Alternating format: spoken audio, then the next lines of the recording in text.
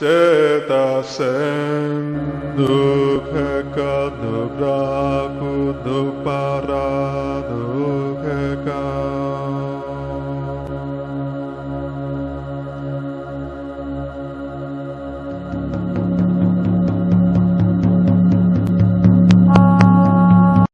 Dukheka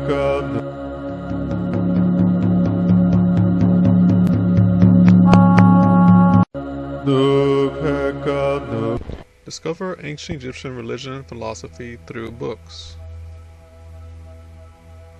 through music, through health, and lectures by Dr. Seba Jah Ashby.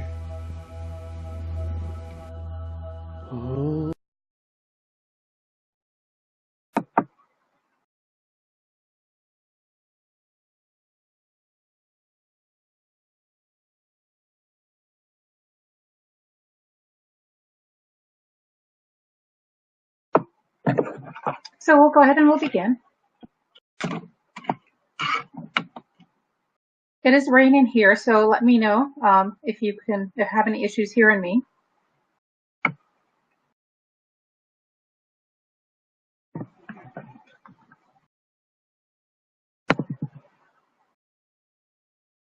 And everyone can still hear me, correct?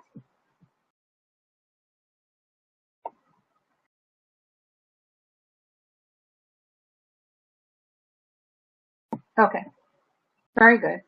Let me put on my camera.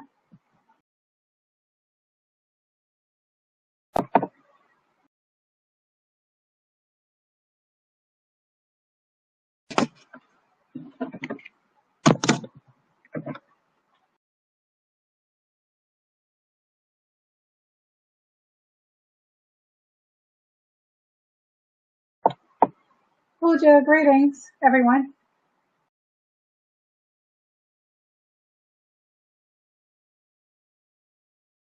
So this is the webinar for the Temple of Chetan-Netar and Kemet University virtual pilgrimage to Kemet for 2019 with the Nile Cruise and Mystical Initiatic Temple Studies.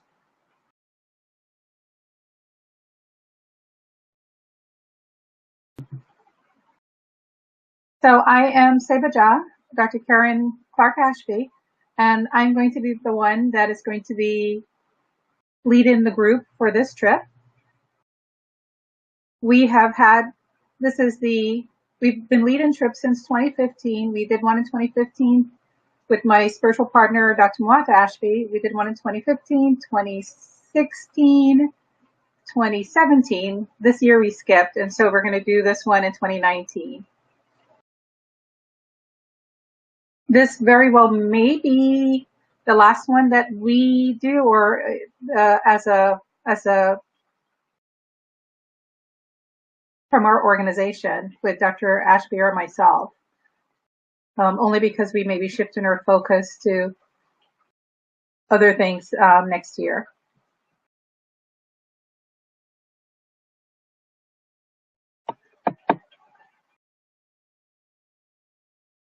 So because it is a spiritual trip, we are going to start even the webinar in a spiritual way. So we're going to start with some breathing and a chant of Om. And for those of you who may not know, this is a Kemetic scripture that actually has this symbol in it. Actually, I have it covered a little bit here, but it's here. And the scripture's name, great is thy name, air is thy name, excellent is thy name, hidden is thy name, mighty one of the gods is thy name. He whose name is hidden from all gods is thy name, mighty Om is thy name. So most people know Om and they associate it with the Eastern spiritual traditions, but here we have it in Kemet, 400 BCE. So we'll start with a chanting of Om. So sitting with your spine straight in a comfortable position. We're going to breathe. We're going to breathe in through the nostrils and allow the belly to expand out like a balloon. We're going to exhale through the nostrils, pulling the abdomen into the spine, contracting the abdomen towards the spine. Inhale deeply, swelling the belly out, expanding it like a balloon. Exhale, contracting the abdomen to the spine, pulling it in, pushing all the air out. And now we're going to do the 3-part breath, just a little bit deeper. Inhale, belly swells out. Continue to inhale a little deeper, fill in the area of the lungs and the chest, and just even a little bit deeper, allowing the shoulders to raise slightly. Fill in the area underneath the shoulders. And then we're going to exhale in reverse, releasing the air from the shoulder area, the chest, and then the abdomen, again, pulling the abdomen into the spine. Inhale, fill in the abdomen, it expands out. Continue to breathe deeply, fill in the chest. Deeper inhalation, shoulders rise up a little bit. Take a moment to savor the pause. We're going to discuss why that is during the trip. Exhale from the shoulders, the chest, abdomen, pulling it into the spine. Now we're going to chant Om on the exhalation. Deep breath, inhale.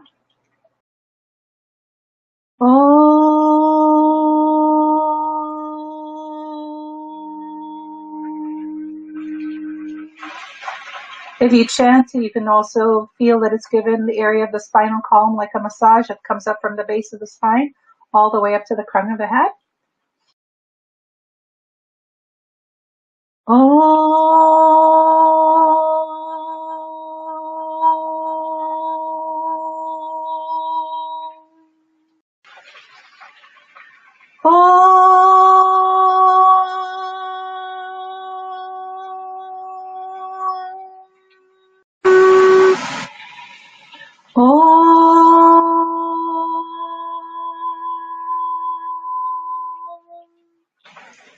The tap.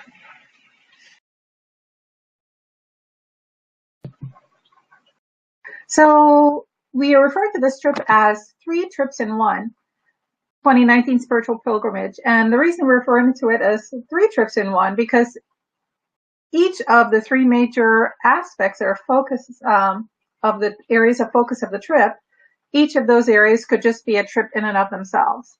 But to visit Kemet is not always easy to do, taking time off work and the cost of going there. So we are trying to have a very comprehensive trip, but I think you will also see that it's also going to be probably one of the most relaxing trips that we have done also.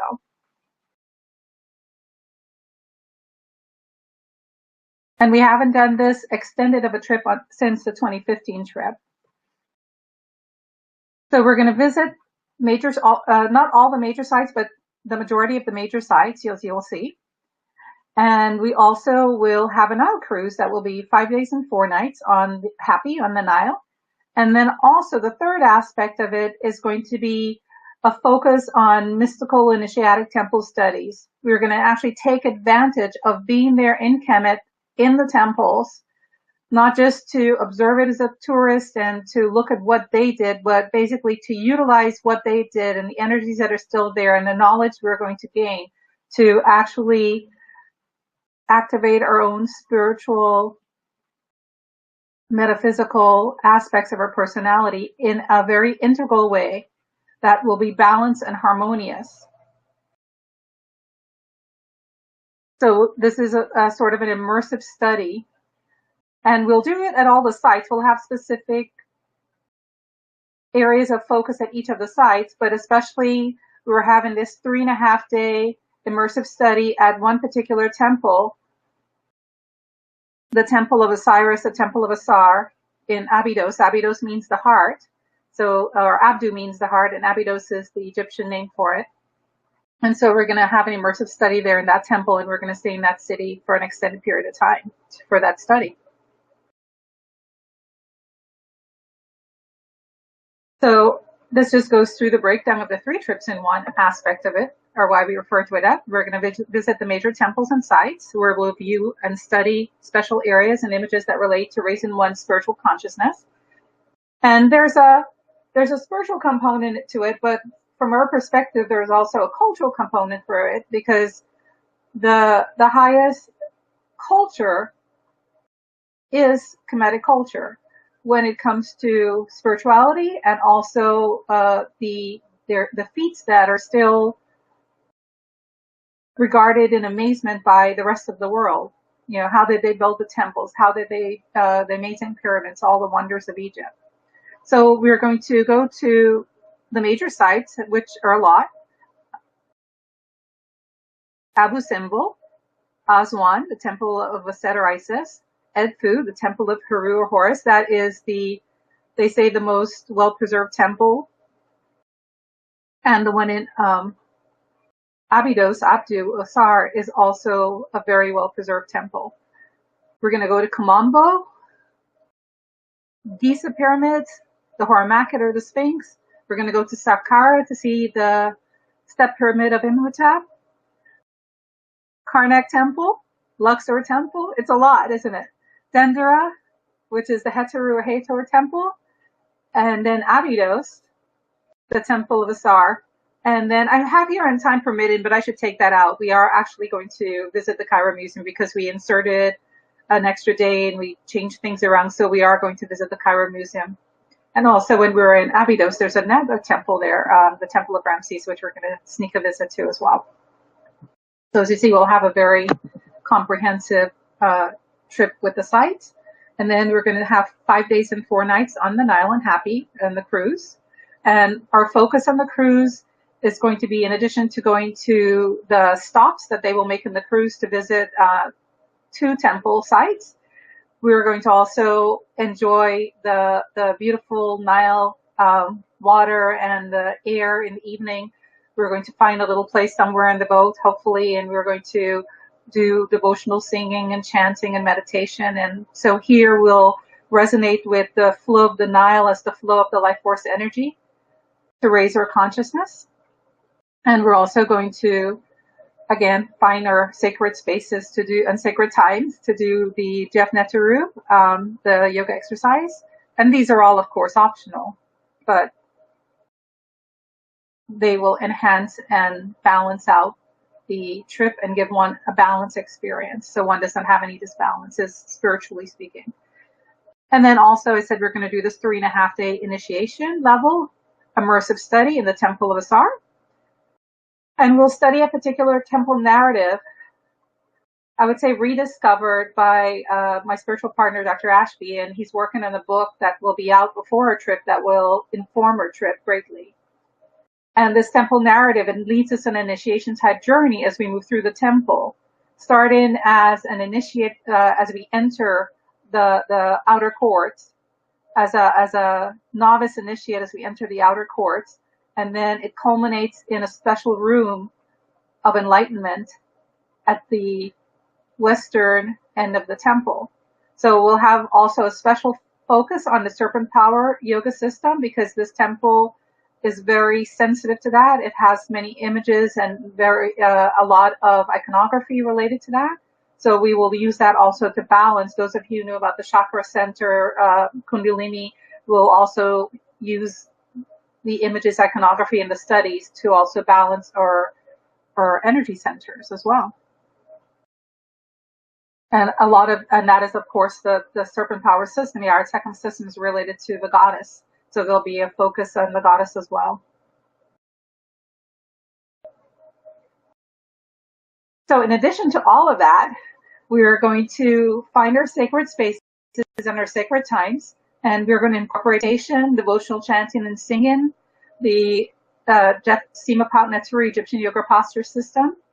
We're, of course, going to practice Ma'at, which is, she is the cosmic principle, the Egyptian or Kemetic cosmic principle of ethical conduct and selfless service and truth and all that. So that's going to be our foundation for this trip.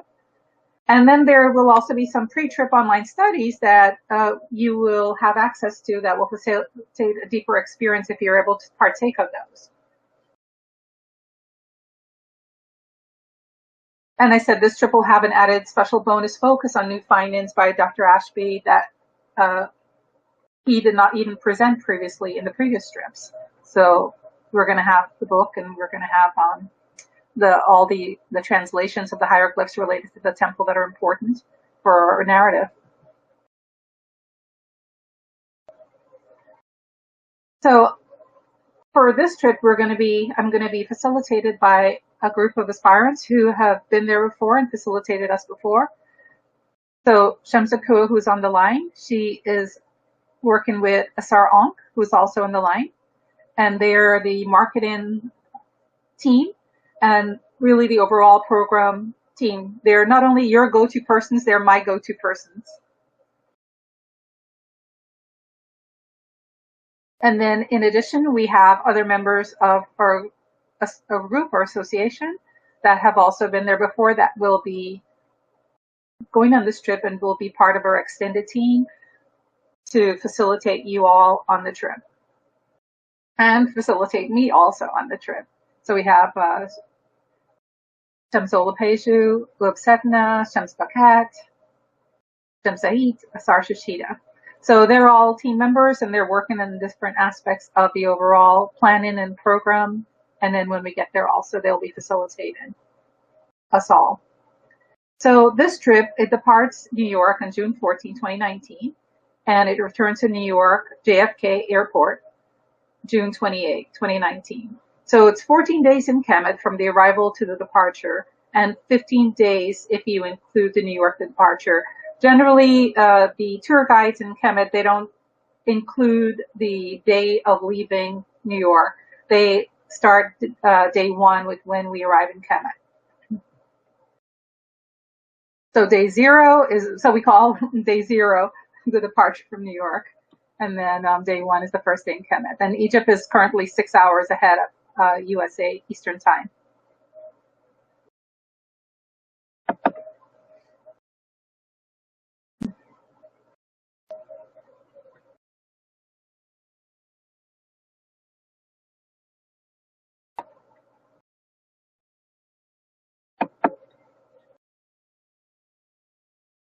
So Kemet, Egypt, and most of you probably know this, is located in the northeastern quadrant of the continent of Africa.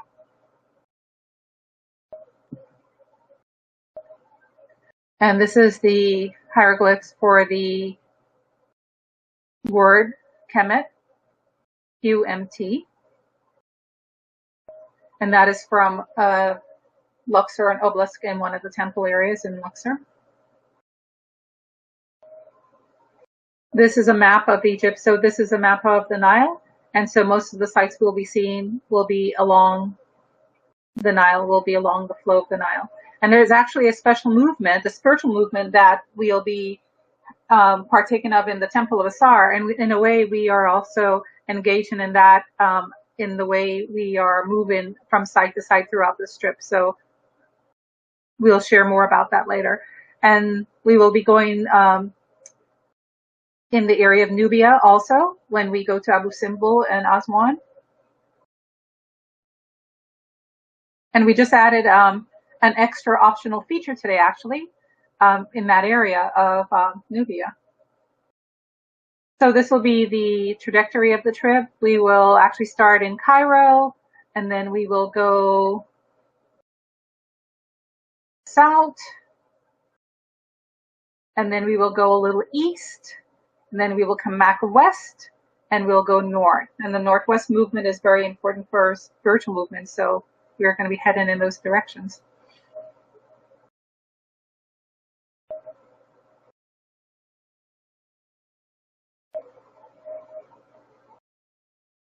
And this just shows the flow of the Nile. So as part of the spiritual studies also, it's important relative to the spiritual studies. It often refers to Upper and Lower Egypt and the uniting of Upper and Lower Egypt, which we relate to the higher and the lower south. So Upper Egypt, Upper Kemet, which is here, refers to the south. And that is because the Nile flows from all the way up in the mountains, coming from Uganda, and it flows down into the delta. So that south part is higher than the delta region where it flows. So the delta is the lower Egypt or lower Kemet, and that's in the north. So day one, we'll arrive in Cairo, and we're going to have a pretty easy day one. We're going to have a meeting. We're going to go over the program. We are probably going to try to find again if we can find a sacred space there. Maybe we can do a little bit of the definite Drew postures to unwind from the trip, have a little meditation, in addition to a presentation about what's going to take place the next day.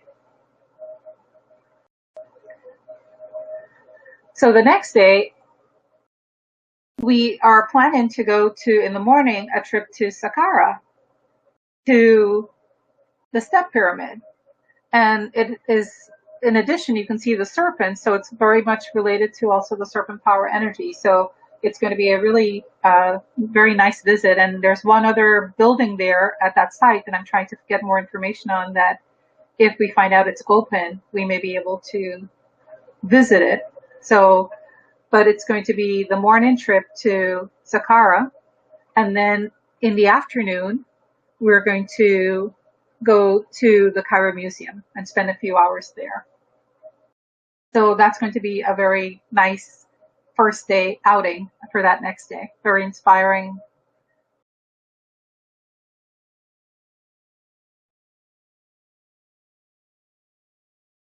And at the Cairo Museum, there are going to be some specific items that I'm going to want you all to see. And one of them, and hopefully it is in the museum still, because sometimes it goes to other museums, and is this head of the serpent that was originally on the Horamakid, or the Sphinx. It used to have actually a serpent in the head, which relates to the serpent power energy, or the Kundalini type energy. And it relates also to the serpent that we see, the paras, or the pharaohs, that they wear, and the gods and goddesses as well too. And it relates to a very high level of consciousness and the third eye and all of those things. So those are the discussions we'll be having. Some of the discussions. And then the next morning, after that really nice day, visiting Saqqara, seeing the step pyramid, and then in the afternoon going to the museum and seeing some other really very nice sites there, images, iconography. Then we're going to fly to Sohag, which is where we're going to then go to the Temple of Asar. So Sohag is maybe 20, 30 minutes from Abydos, where the Temple of Asar is located, which will be our next major destination. So this is the ancient city of Abydos. So Abydos is very old. They are currently finding many, I think they're Dynasty 0. It's a pre-dynastic area. So it's very limited where they allow you to move about in there. So you can go to the two temples, but they don't let you, but they're burial grounds all the way back here, and there are a lot of excavations that are going on, so they don't allow you to visit back there. But this is a pre-dynastic area, a pre-dynastic city. So the temples, even though the temples are more modern, they are built on these sites of these more ancient temples, and also they try to incorporate a lot of the original essence of the ancient temples, the more ancient temples, to try to incorporate a lot of that. So this temple is very special and very unique, as you will discover. They're all very special and unique. So when we arrive in Abydos, we'll check into the House of Life Hotel. And yes, this is not the temple, this is the hotel. It's quite beautiful. It's quite special. And we appreciate being able to stay there. It was built out of love, and so it's a very quality workmanship. And from the hotel, this is where the temple is. So you can actually view the temple. This is our group coming back from the temple in the afternoon. And it is a little bit dusty and sandy, so we'll talk about that. But it's walking distance. It's like a 1 to 2 blocks. And for those who may not be able to walk the distance for any reason, they do have these little tuk-tuks there that you can catch a ride in for just a few pennies, and the tour organizer would arrange all of that for you. So this is the House of Life, where we'll be staying in Abydos, in Abdu. A very beautiful, as I said, hotel. These are pictures of our groups in past years. And there's an area in the back that we will hopefully be able to get again. That's what we're going to try to get. It's a sacred area that was created originally for spiritual groups, but now it's used in general by anyone staying there if they need rooms. But when we were there, generally we have that area exclusively to ourselves. So that is what we're trying to arrange again. And the pool, it does have an ankh in it, a per ankh, and it is shaped like a scarab. And then they have a very nice conference room, which will be cleaned out from, and hopefully again we'll have exclusive use of it, or almost exclusive use of it. And this is where we have our presentations. We generally don't use this for yoga and other things because I'll show you why we don't use it for yoga, but it definitely could be used. It has AC and it's very nice. So it could be used for anyone that maybe need a little bit more comfort for the Jeff Netru postures, or we do worship in there. We do meditation in there. And so this is the courtyard again. So when we check into the House of Life, so the flight is in the morning, so it's like a very short flight. I think we arrive in Sohaga about 10, so probably by the time we get to the House of Life and check in 11, 12, so we'll be able to go to the temple that very afternoon. So we'll enjoy some fruits, and then we'll go to the temple. So we'll start our temple studies the day we arrive, actually, in Kemet. And the beginning of the program that I'm going to do is going to be slightly different from the programs we've done in the past for a specific reason that we're going to highlight. So we're going to do an introductory program in the temple that particular day, and it'll set the stage for the other initiatic studies that we're going to do in the temple over the next 3 days. And then probably in the evening, we'll have a little bit of worship, a lecture, and we'll probably do like not a whole posture series, but we'll do like a posture of the day related to our studies. And then we usually have another fruit snack. And that's before that, we'll have dinner, of course.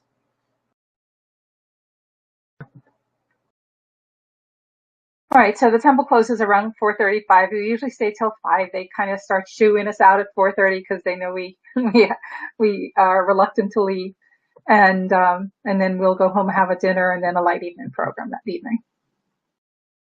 And then the following day, we will get up, and I think this is all, we flow with it, and this is all optional again, but I think the next morning we can get up and we can have a nice Jeff Netru exercise posture system to remove all the kinks in the muscles and start to relax and to open up to the spiritual energies that are there. And then breakfast, and then we might have a little presentation before we go to the temple to set the tone for the visit. Because it's going to be hot in the temple and hot in the courtyard. So we'll probably do some preparation discussions in the nice air-conditioned room if it's available, and then we'll go to the temple and do our active work there. So these are some of the programs that we will do there, the integral programs. So when I say integral, it means that we're going to work with all the parts of the personality, the exercises, work with the willpower aspect of the personality, the meditation, and along with the meditation, the presentation work with the intellect aspect of the personality, the devotional chanting, the work with the emotional aspect of the personality.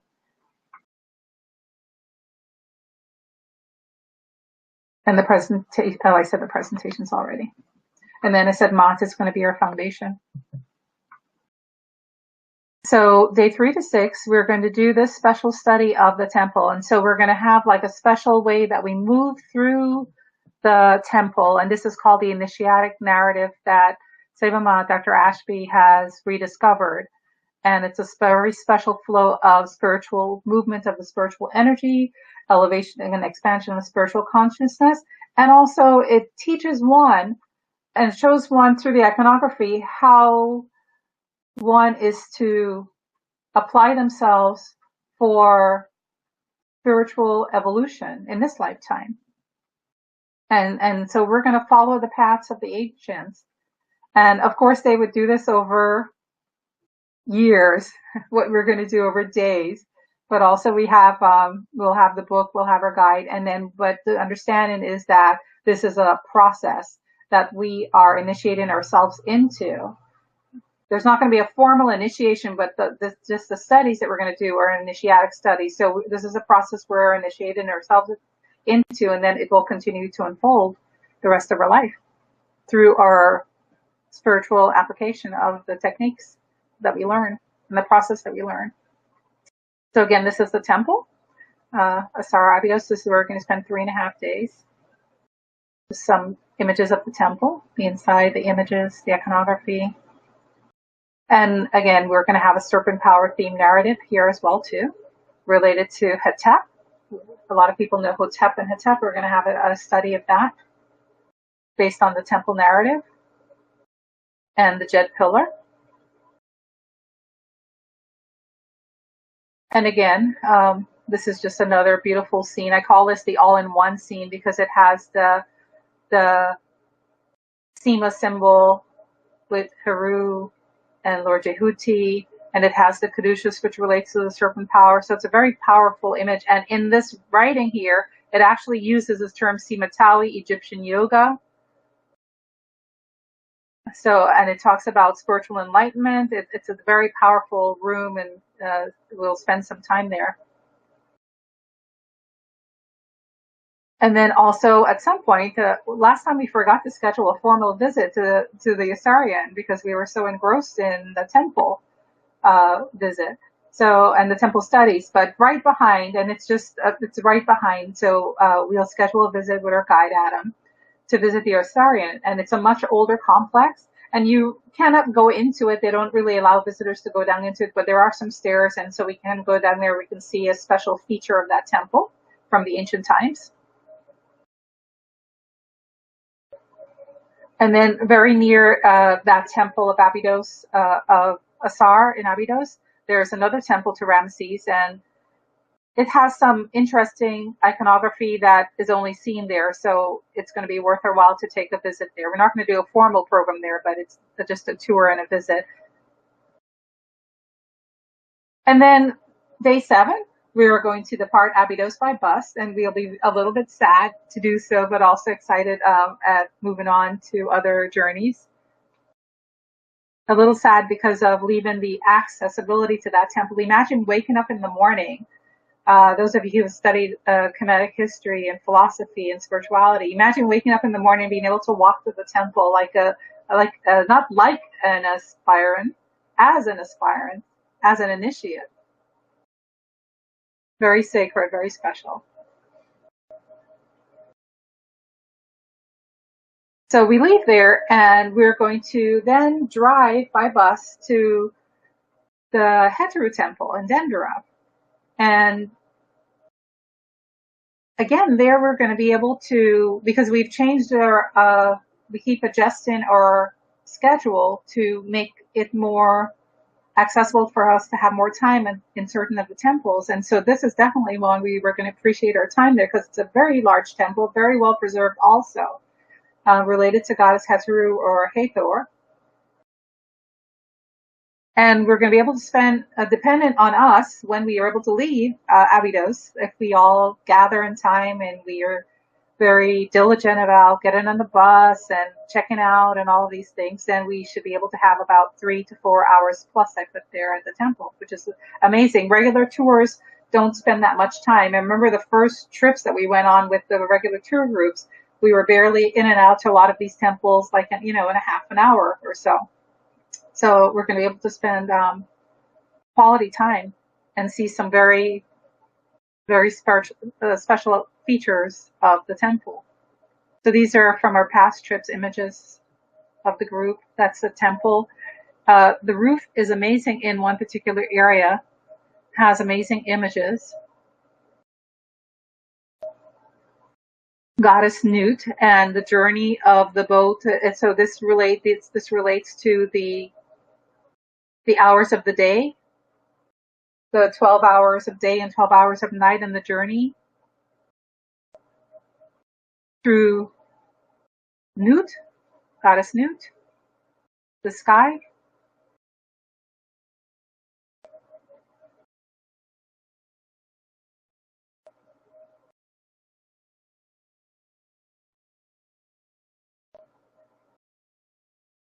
This is still Dendera Temple. That's a Nilometer. This is a sacred lake. Of course, there's no water there now. It's all dried up. But we still can go down the stairs, such as they are, to visit, to enter into the lake. And then they have a special crypt down below, and very interesting staircase to get there. There has to be a little adventure and excitement, and so this is a little adventure and excitement to get to this area, and some very special images related to the serpentine energies that we're going to discuss. And then we're going to also see certain images related to the goddesses and the serpent power focus. These are the 7 Hathor, so we're going to be looking for those in that temple. And then those of you who do the exercise posture system, you will see some of the postures. You'll see the Geb Cloud pose and the Nude Forward Bend pose. You'll see those goddesses in those postures. And then also in the same room, there's many serpent power scenes that you will also find related to the resurrection of Osiris. So it's a very powerful temple as far as all of these images and scenes and what they mean. And we'll be discussing what they mean.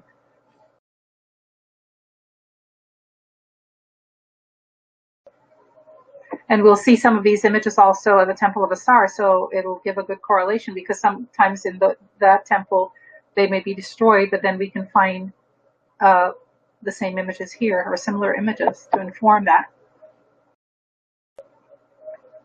Goddess Nut.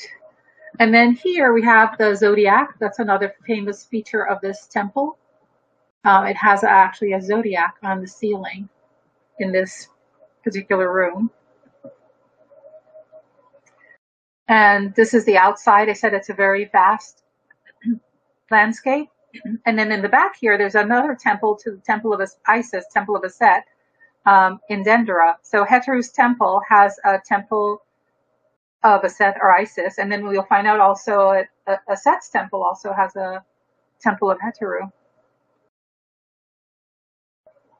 When you listen to the Egypt shows, it's even there in Kemet, if you listen to the traditional, what they tell you, they'll tell you how the two goddesses, they were enemies of each other. Well, not enemies, but they were in competition and jealousy, all these insane stories. So we never listen to those. And that's why we go with ourselves.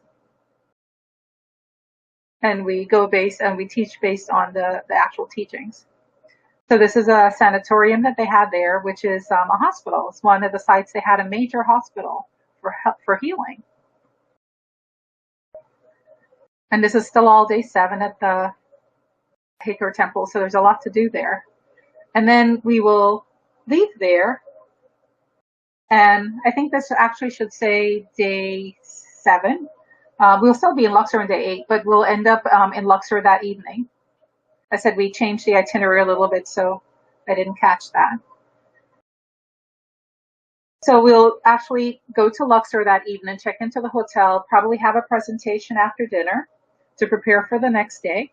And again, we'll squeeze in some sacred space time. We'll either do meditation, chanting, whatever we're able to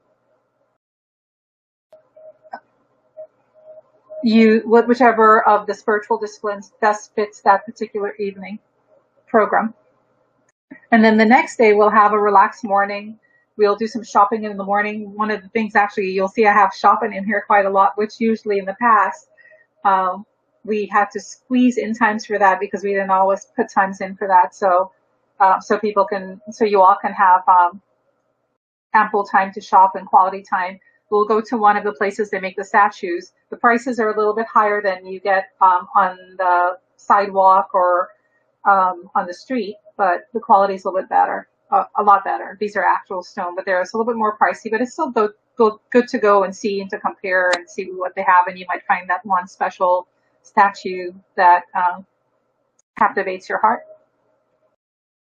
And then after that, we'll board the Nile cruise. So we're going to board, but the cruise is going to stay in the port overnight. So that evening, we're going to go to Luxor Temple. That afternoon evening, we're going to go to Luxor Temple. We're going to have lunch in the boat, then go to the temple. And we're going to stay there until the sun sets. You can see the sun starting to set through the temple there. It's quite beautiful. So we usually try to get there around 5:36 before the sun sets, so we can be there during the setting process. And then at night when it's set, it's beautifully lit up.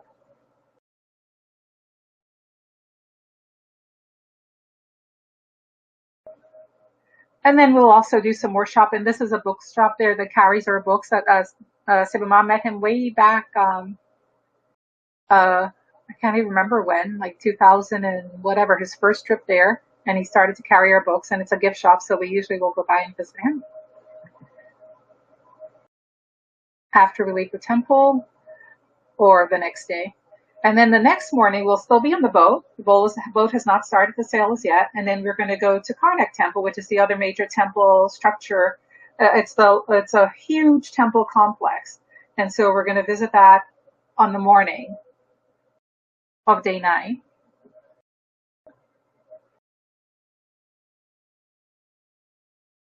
And then after Karnak, we're going to reboard the boat for the Nile cruise. We sail at 4 p.m. that afternoon on day 9. And so day 8 through day 12, we are really going to be on the Nile. Sometimes it's going to be in port. Sometimes it's going to be sailing. And I said our flow will be on the flow of the life force energy of Happy. And they're actually goddesses that are related to the serpent power energy related to Happy and the Nile and the life force energy. So that will be our focus in the boat. We'll focus on doing the practices. We won't have a room. I don't think we'll have a meeting room to have private meetings. So we're going to utilize this time to do the devotional aspect, the exercise posture aspect of the spiritual practices. We might be able to find some areas where we can all gather and talk about what we're going to see at the temples as well too. Generally, we were in 2015, so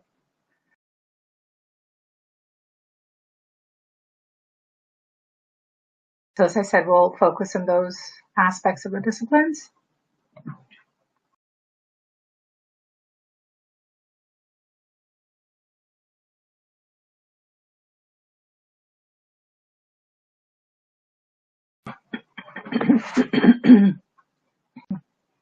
And the boat will stop at 2 temple sites. The first is going to be Edfu, which is the temple of Heru or Horus. And it actually has scenes of those who know the myth of the Assyrian resurrection, the battle of Horus and Set, of Heru and Set. It's actually depicted on the walls of this temple. And also this is the Holy of Holies, and it has the sacred bark there. And then also I said even this image is related to the serpent power, the Ard Sekam Kundalini chakra spiritual movement. And then after Edfu, we are going to stop at another temple. And this is we're actually in Aswan area for Kamambo. And it is a double temple. So part of the temple, the north part, is devoted to the divinity Heru. And the south part of the temple is devoted to the crocodile divinity Sebek. So it's a very different temple because it is this double temple. And there will be some specific images that we'll look at there. So essentially we'll have our guide, Adam, with us. He's also our tour organizer, and he will do a general overview, guiding of the area to give specific details, but specifically relative to these temples, there will be specific areas that we will study and we will visit in each of the temple sites. And then another amazing aspect of it will be our visit to Abu Simbel. So the boat will be docked in Aswan, so we will still be on the boat, and we will have a very early morning departure, probably leave around 5:30 or so in the morning because it's a long bus ride, and then to get there when the temple opens so that it's cooler, the cooler part of the day. So we'll try to be there maybe from around 8:30 to 2-ish, probably be there around that time. So, which again is like a really extended time to be able to stay there. And it has 2 amazing temples. So it's a great temple of Ramesses II, and then also his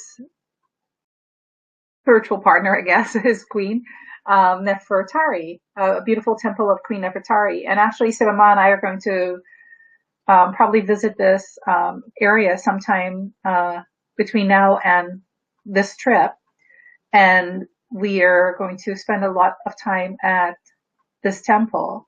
So for this trip, we will have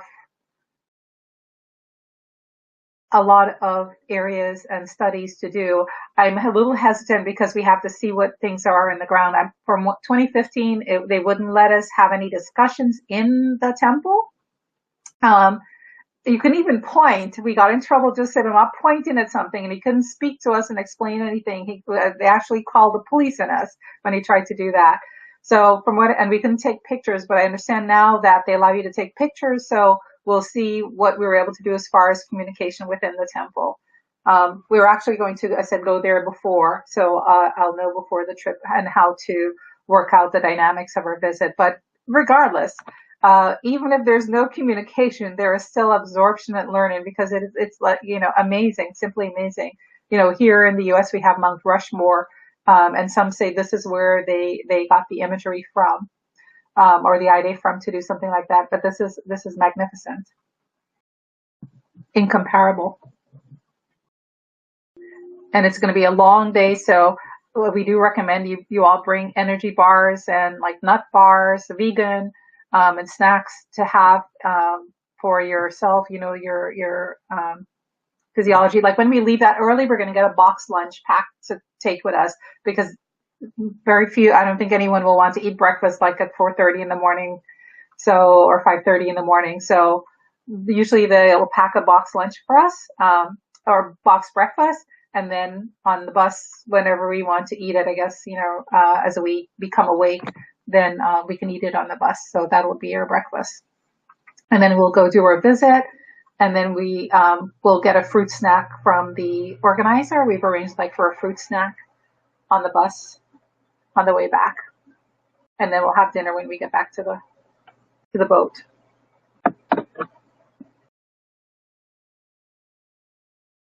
And then the next day will be our visit to the Temple of Iset and the Temple of Aset. So we'll depart the cruise. We'll check into the Aswan Hotel. And then we will go to, actually, we won't check in. We're going to go directly, as we depart the cruise, to the temple. And the organizers will get in our bags to the hotel. And they're very good about holding the bags in certain areas, and it's very safe. And then we will go back in the evening or in the afternoon after our visit to the temple. And then we'll check into the hotel and have an evening there, maybe with a presentation or maybe with meditation or something that evening. We'll see how the schedule works itself out. It'll be sort of worked out before, but always it's how things are happening in the ground, or time, or energy. We may do some shopping if we were able to do that. So the Temple of Aset, or Isis, is related to, it's very special to many of us coming in the group on the trip this time. Some people are just coming on the trip just because of this visit in this temple, because we haven't visited since 2015. And it's related to Goddess Aset, and she's the goddess of enlightenment, the goddess of intuitional resonance. She's the one who resurrects Asar. She's the one who revives Heru. And so this temple is dedicated to her, and you can still, again, feel and pulsate with the energy of the divinities and the rituals of the priests and priestesses when you were there. This is sort of a painting of what it would have looked like. It doesn't look like that now. This is just what it would have looked like back in ancient times, that we can apply it to our imagination now. And it's a Nile. We will go on a boat to the temple. We have to take a little boat ride to where the temple is located, and we usually use that. We usually save our water bottles. So this time we're all dipping our water bottles into the Nile and collecting our Nile water, so we can bring back to the U.S. for our altar and special rituals of utilizing Nile water. And so this came up today. The guide, or organizer guide, suggested that this is another option we could do. And I know some of you are teachers, and so it may be something that you may want to partake of. It'll be an optional feature. Those who want to stay at the temple would be able to stay at the temple. Those who want to go to this option would be able to do so. If everybody wants to go, then we'll all go.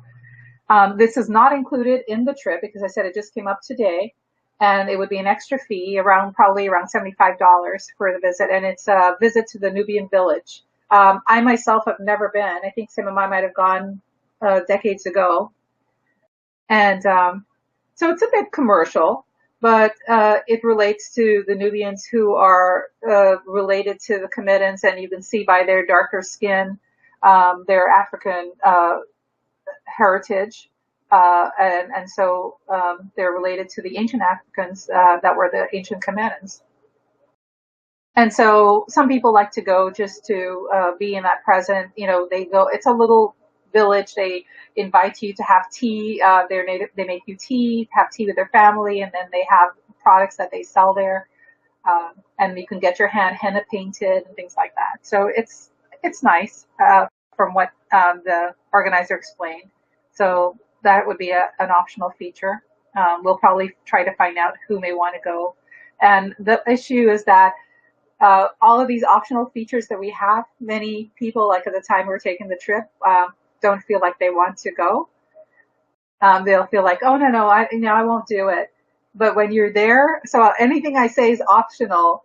Don't even think that you're not going to do it.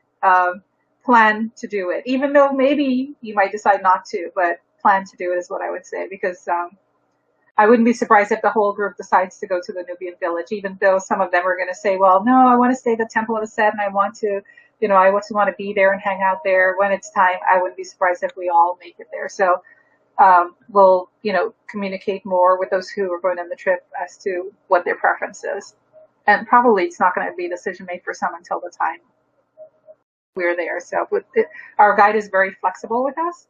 So.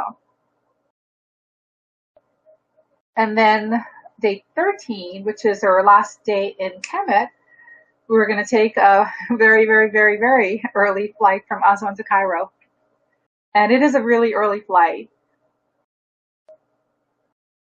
So because we were actually planning to, the reason it was so early initially is because we were actually going to do Saqqara and the Giza on the same day. But since we added that extra day at the very beginning of the trip in Cairo, we're going to do Saqqara because otherwise it'll be a lot to do.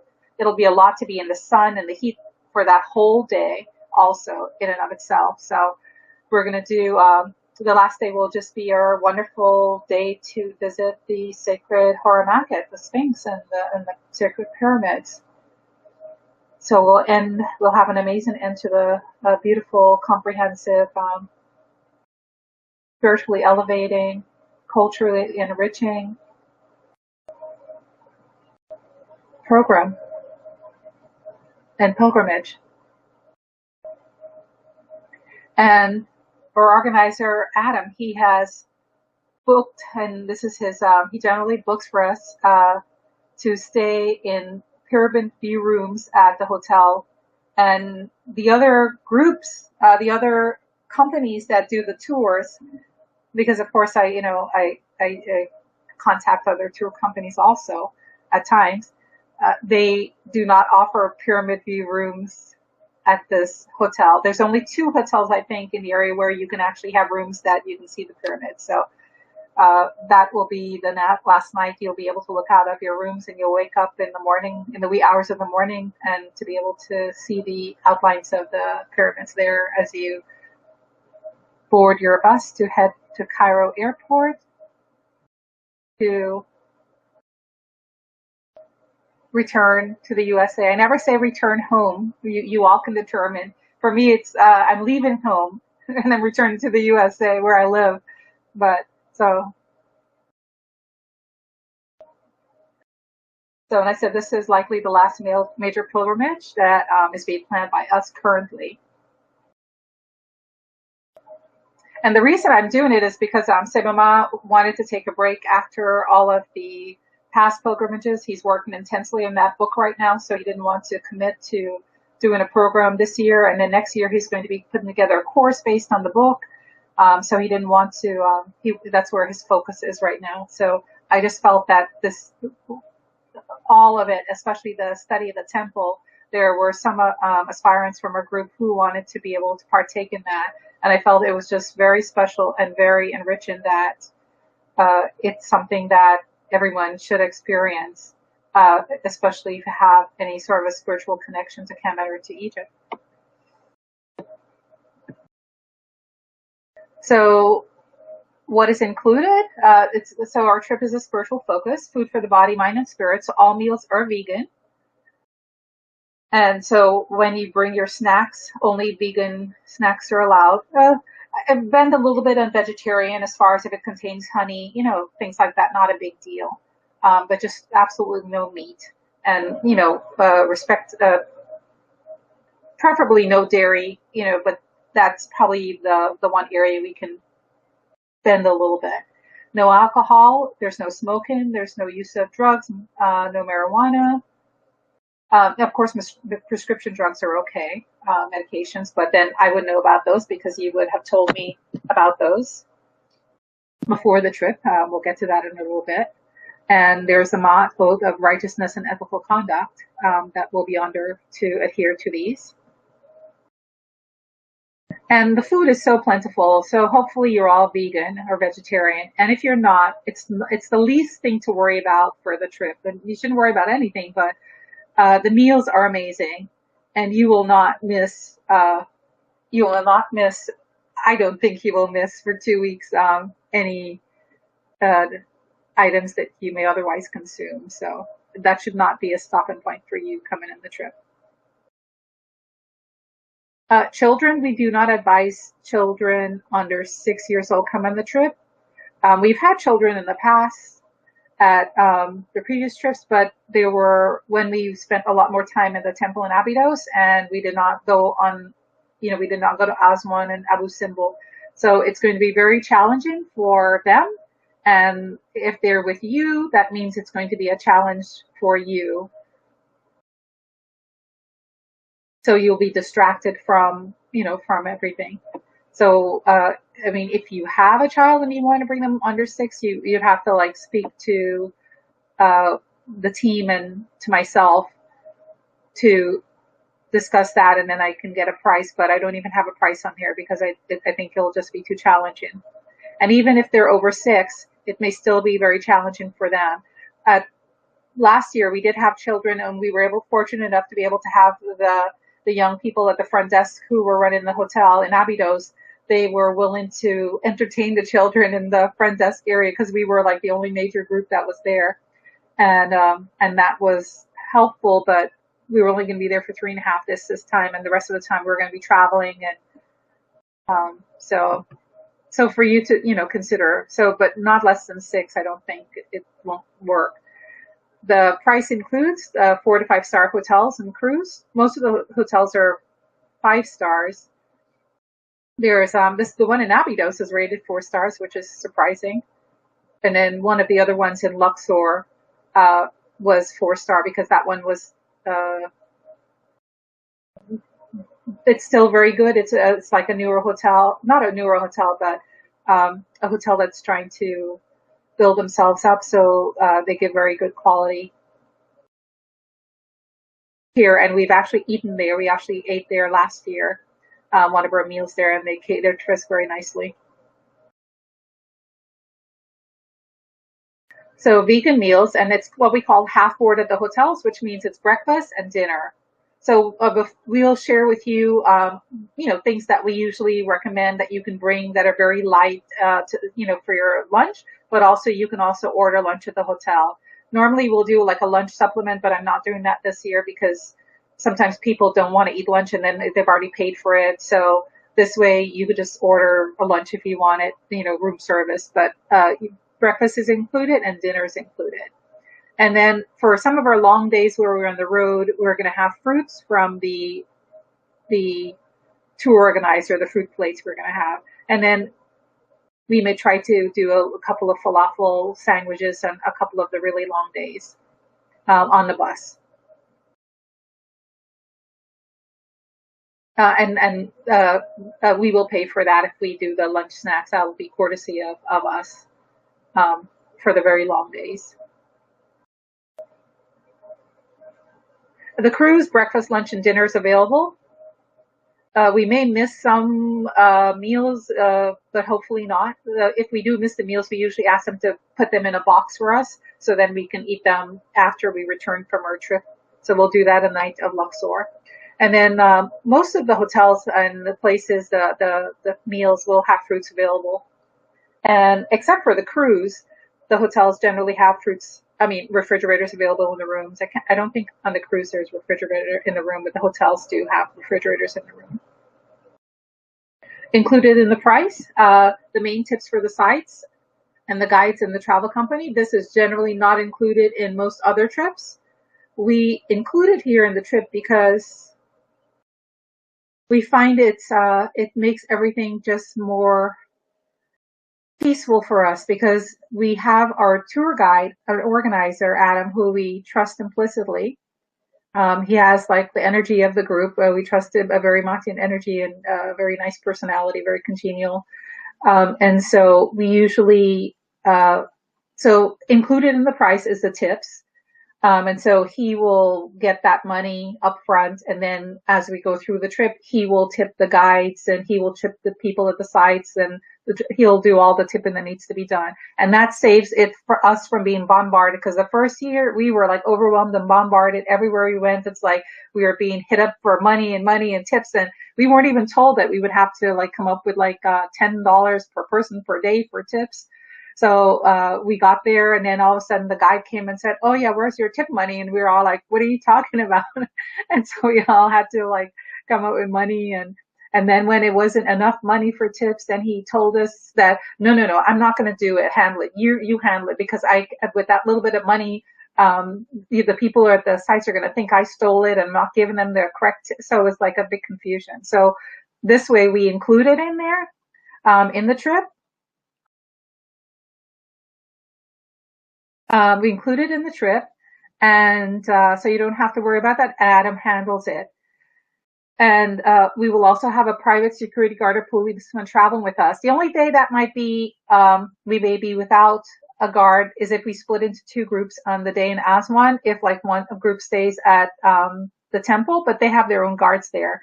And then the security guard would likely go with the group going to the Nubian village. But other than that, we always have our own private security guard or policeman travel with us. In Abydos, we are very well protected and secured by the police.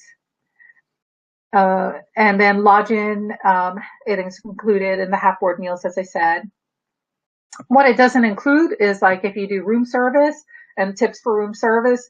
If when they bring up your bags, I'm never sure if that's included. I don't think they get tip for that, because the guide, doesn't go around and tip every person that brings up everyone's bag, because it happens so quickly. So I think, you can give them $1 or something like that. Not a big deal for that.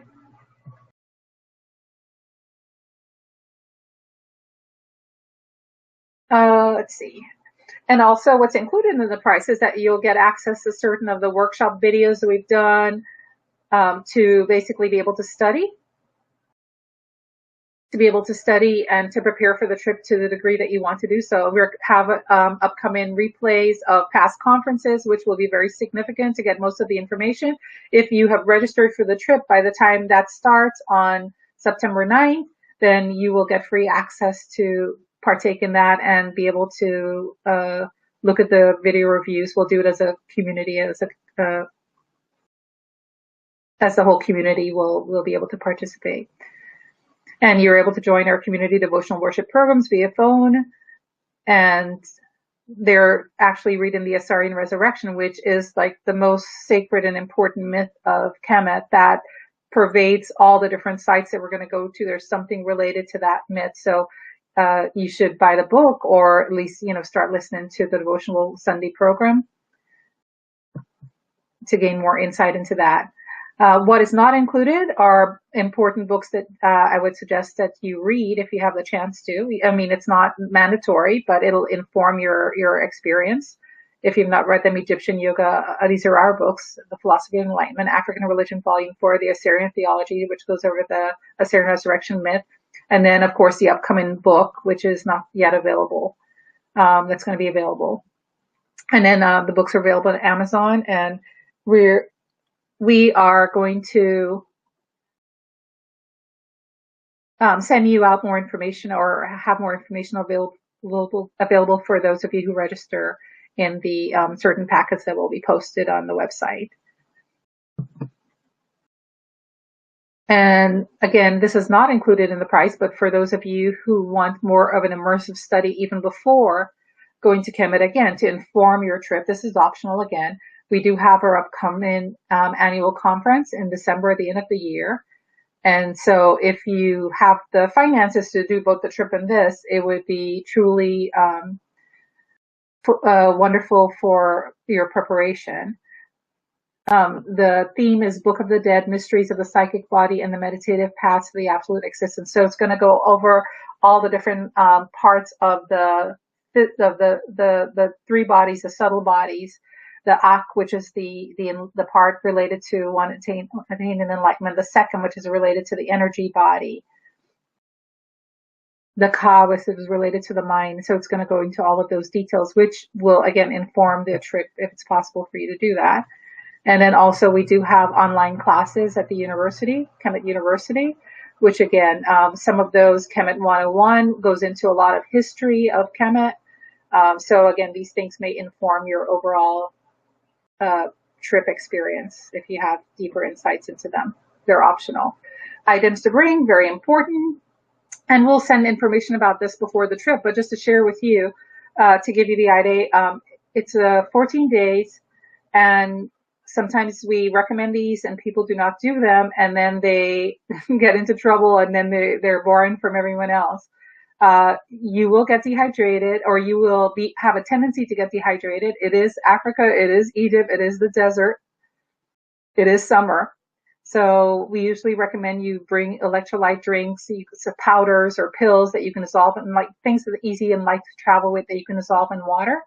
And you will at least drink like 2 of those a day. So both vegan protein energy bars, like we usually recommend the Vega ones because they also have like some vitamins in there in addition to the protein.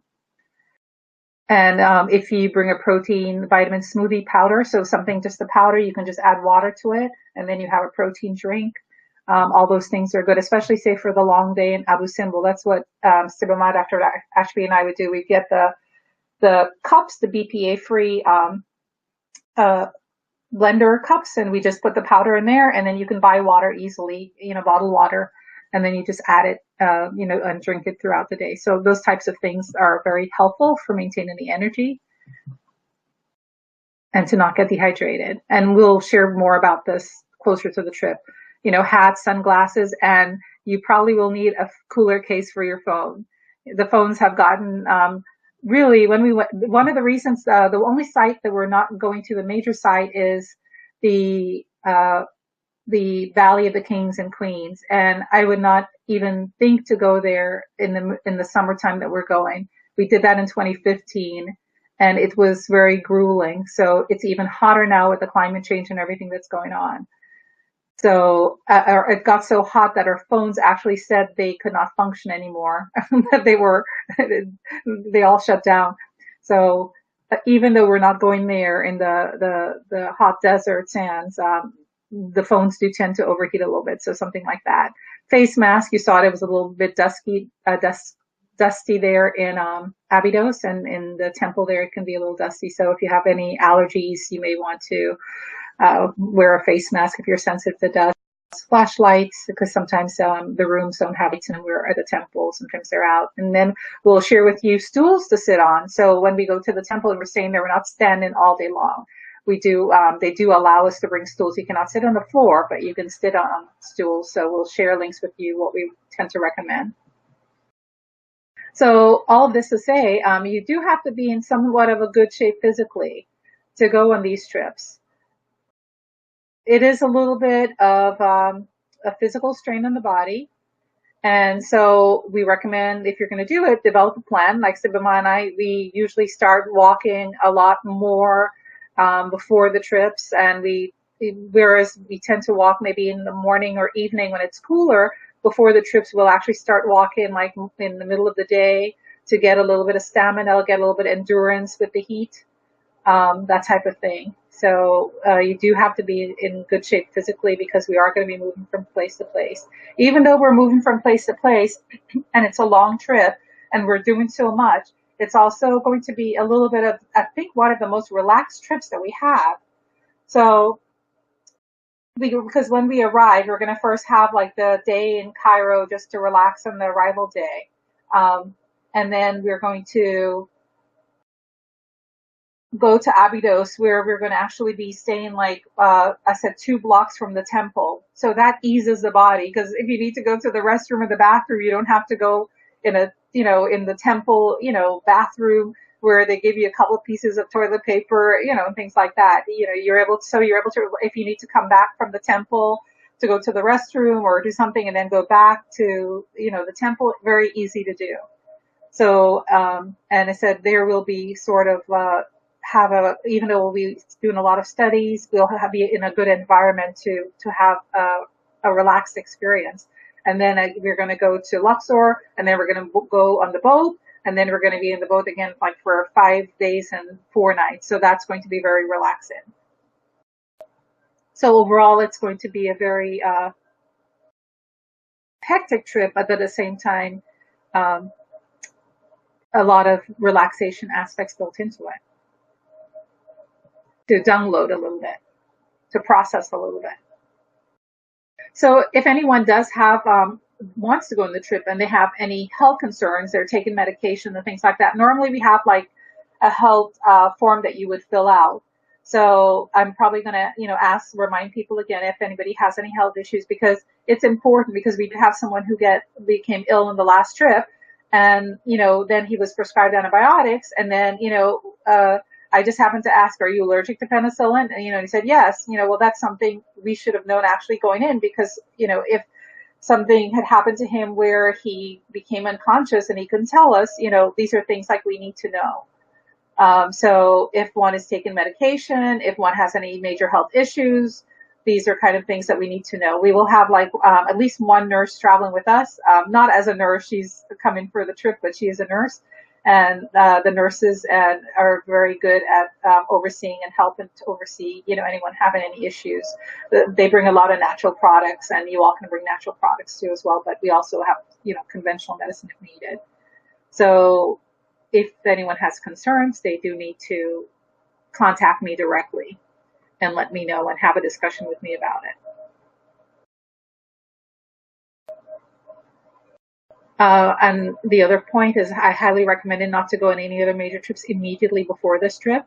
That caused someone in the last trip that had the issue. They were exerted, they were, tired and like overexertion from the previous trip, which is a major trip. And then I think they picked up something on that trip. And as soon as they got to Kemet, they, started to become ill and you had to go to the hospital and all of these things. So you do have to have good shape and take care of yourself and be sure that you uh, protect your energy and your health prior to this trip.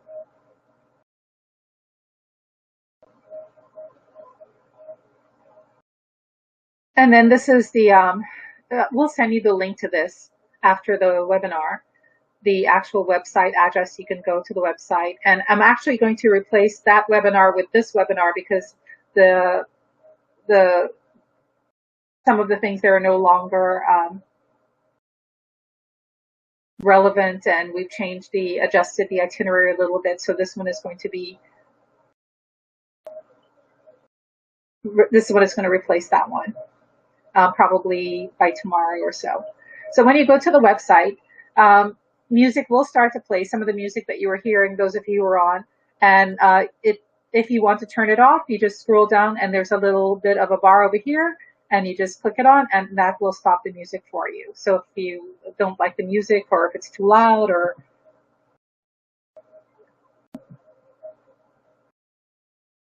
so this is just to show you how to navigate the website a little bit for the webinar, for the trip website. So turn off the music, and then you also will, if you scroll down on the page, you'll get to a part that says click here for the registration information and payment links.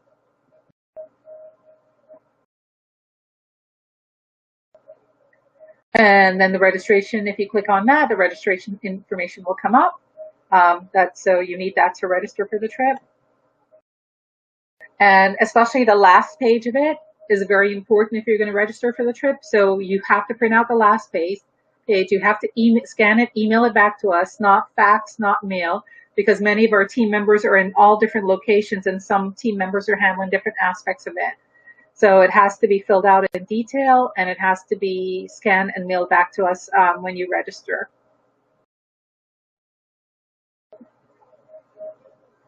And also we will need a scanned and emailed copy of your passport.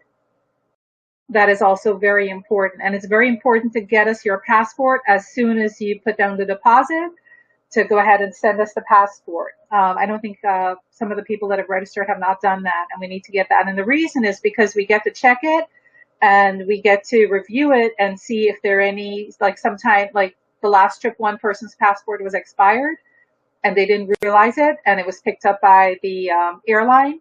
And so we had enough time for them to put in an application to renew their passport before. So as soon as you can get your passport to us, you need to check your passport to be sure that the date on it is goes through the completion of the trip, right? So the trip ends on the 28th, because that was another issue. Some people had a passport that expired, like it was okay at the beginning of the trip, but then expired before the trip ended. So you need to make sure like the passport is good through June 28th, June 29th.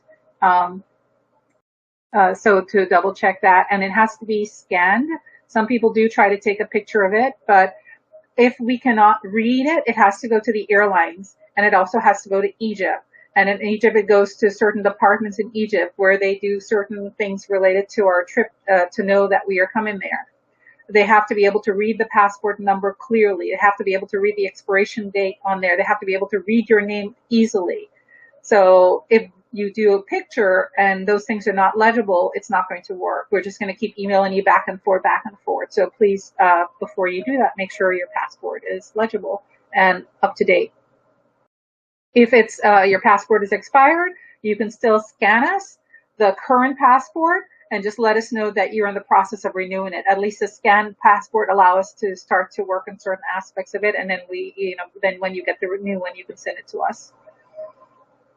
Okay, so that's the presentation part on the spiritual pilgrimage. So if anybody has any questions so far, you are welcome to type them in. And then I will turn it over to Sarang, who will go over the payment aspect of it and all of that aspect of it. I may have a few other points to help out on afterwards, but this is for the trip portion. If you have any questions, if you are in the attendee list but you're not in the chat, you can actually move over to the attendee chat, and then you can type in. And you can type in questions at any time, because Shamsiku, I believe, is on, and she can, answer your questions at any time also.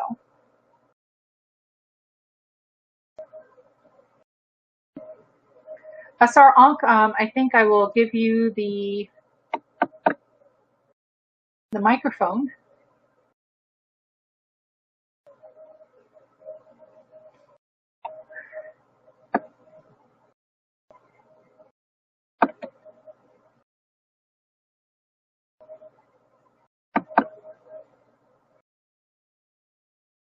So I'll promote you to presenter.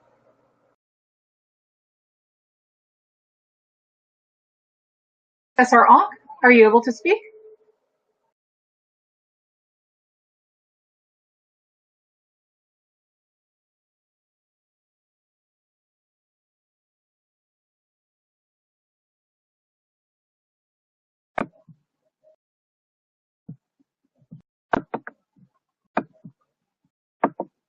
If you are speaking, I'm not able to hear. Oh, I think it's coming on. I see it trying to work its way.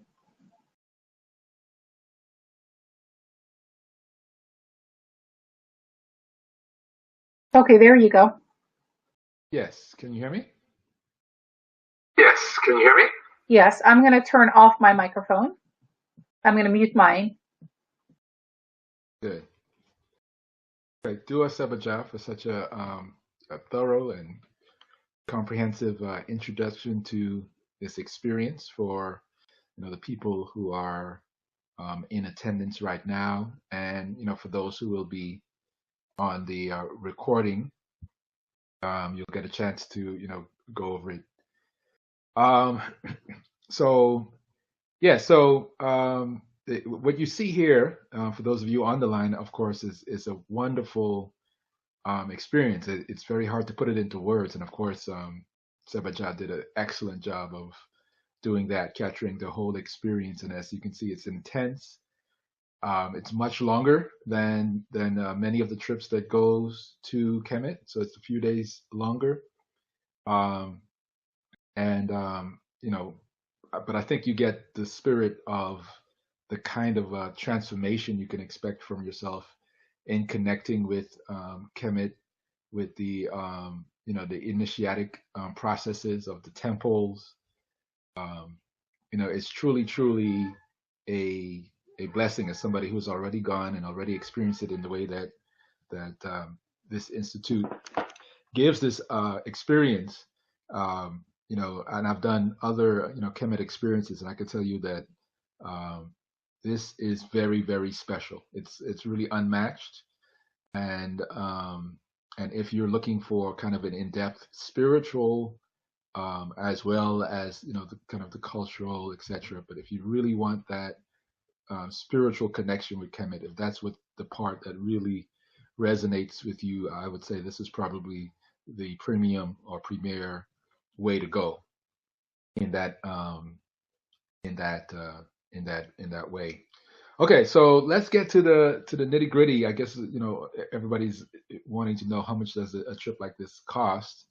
Of course, when we put together these kinds of things, Kemet is a kind of a special place, and everybody's aware that it's usually a very significant investment, and this is no different. It is a significant investment indeed.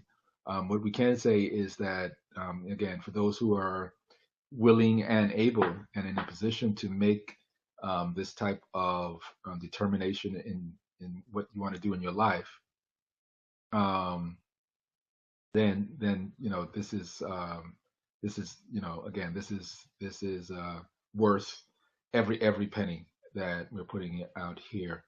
So if we look at the full 14-day experience, I guess we could flip over to the next slides. Let's see if I can do that here.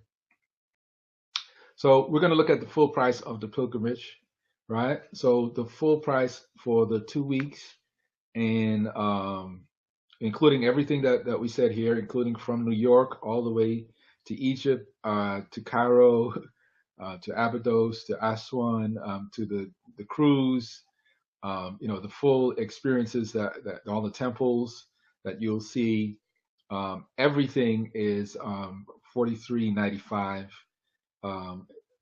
Everything is essentially covered, and as you can see, Sebajar really spares kind of no, or kind of, let's just say she crosses all her T's, dots her I's, and makes sure that we have kind of the full experience of Kemet. So that would, of course, be based on double occupancy. And of course, we have and offer flexible plan options. So this will not only be expected in terms of one payment. You actually have a payment plan as well. Let's see if we can explore some of that right now. Okay.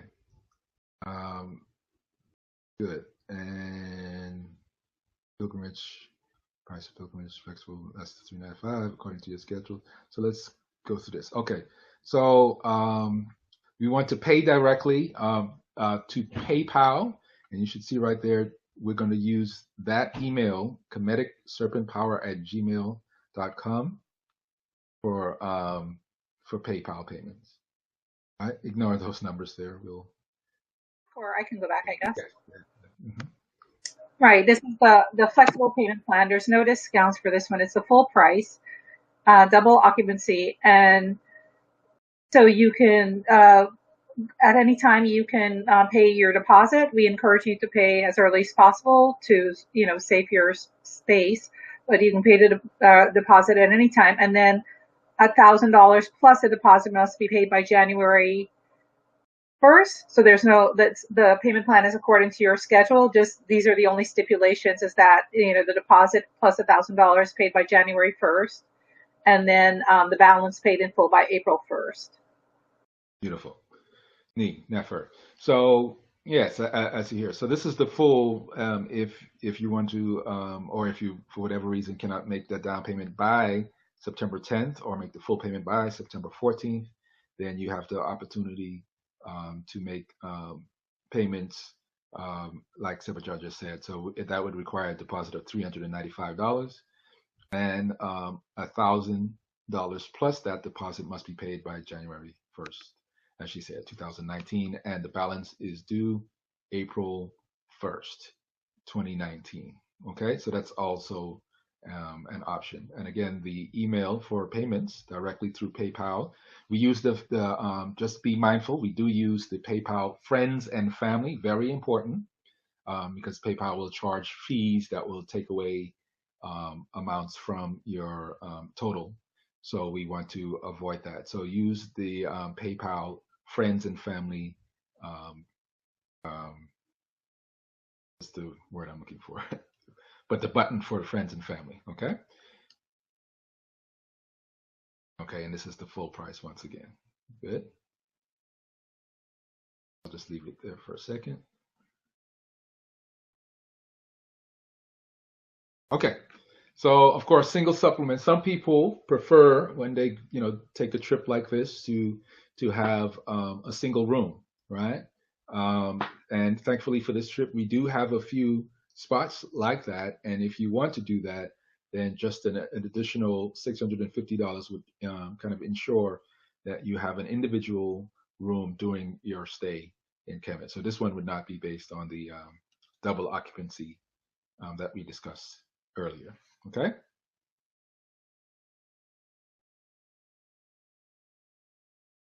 Okay. So you might have some children, and Sabajad did discuss the preference of not bringing children under the age of 6 for this particular journey. For children 6 to 11, right? If they're staying in the room with the adults paying, that would be just 2,500 additional for the children. So they would not pay the full, kind of 4,000 a change. They would actually pay 2,500. So that's something that could, for some people might make the difference. And last year, actually, in my experience, I was able to thankfully take 2 of my children, or my 2 children actually, there last year. And so we're very grateful to have that opportunity, of had that opportunity to do that. And I promise you, when my children came back, they talked about Kemet. They still talk about Kemet today. But they talked about Kemet. They still.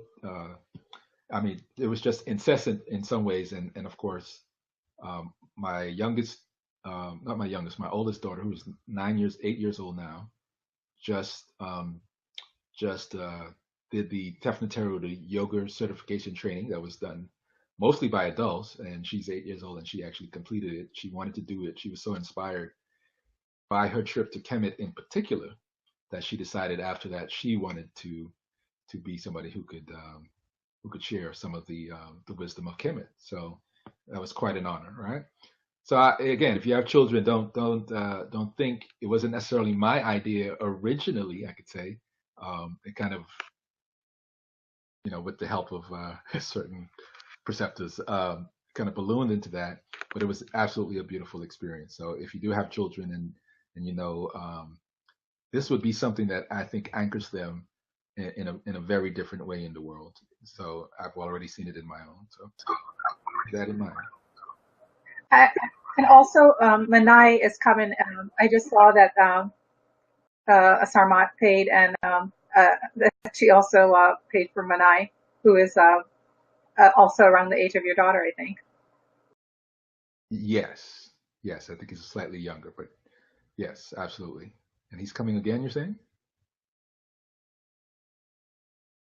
Nia, I just saw she sent in a registration for him too. Beautiful. Okay, wonderful. Good. I think this is important. In addition to the friends and family option, to avoid the fees, your bank account would need to be attached to your PayPal account instead of your debit or credit card. Okay. So that's for those who, fees are, of course, this is a high end purchase. So you want to avoid as much fees as possible. So to avoid those fees, when you do make that PayPal, if you attach your bank account card, your bank account to PayPal, um, then you would avoid fees. This is from Shems Aku. So do appreciate her sharing that with us. Nia, it's coming up also in the it's coming up in a slide too, Sarah. Oh, okay. All right. Good. All right. If your children are 12 plus years of age, that'll be 35.95 if they're staying with two adults paying, right?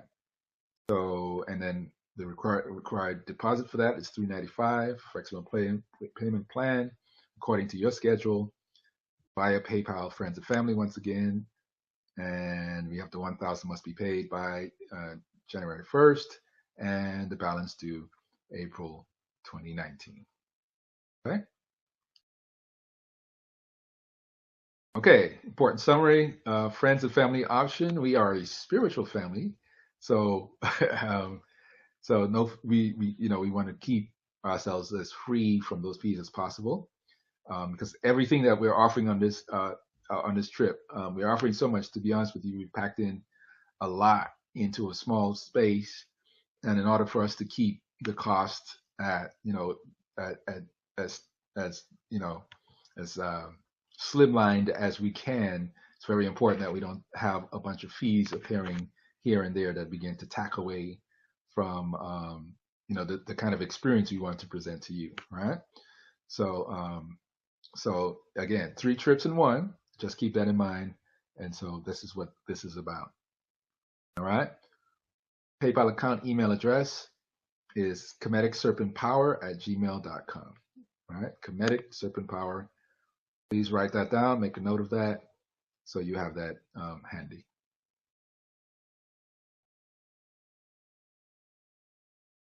Okay. So just to clarify that, I guess to say it one more time, send payments via the friends and family option as we are unable to absorb any fees from the payment process due to our already tight budget, as I've said here. If you choose to send via other options, you will be responsible for the fee to do so. So if you want to send funds any other way, there may be fees, and those fees are entirely your responsibility, right? Be mindful that the PayPal interface has changed on the app and the computer browser. The default now is to send via goods and services option, so you have to manually change that to the friends and family. So when you try to make a payment with the PayPal, it automatically send money. It automatically does the goods and services option. So you have to make that change. So to avoid fees, thirdly, you have to attach your bank account to your PayPal account, as we said.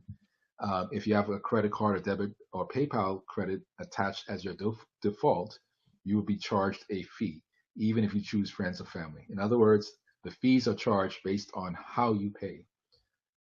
And see below from the PayPal website. Okay.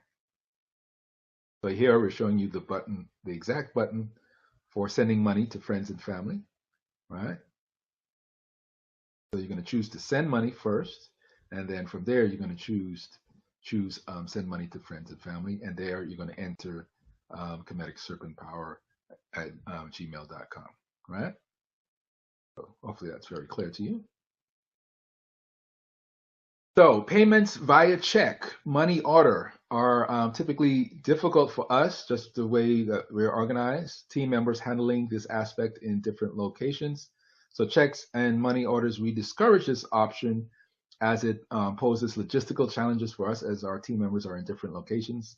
Zebra in Florida, some of us in Atlanta, some of us in North Carolina, some of us So it gets kind of complicated. If you absolutely need this option, please email. I'm having trouble seeing that. So if you're having trouble, if you absolutely need to send a check or money order, please email us first and we will provide the information. Please note you will have to add an additional $15 administration processing fee to the amount of each check or money order, right?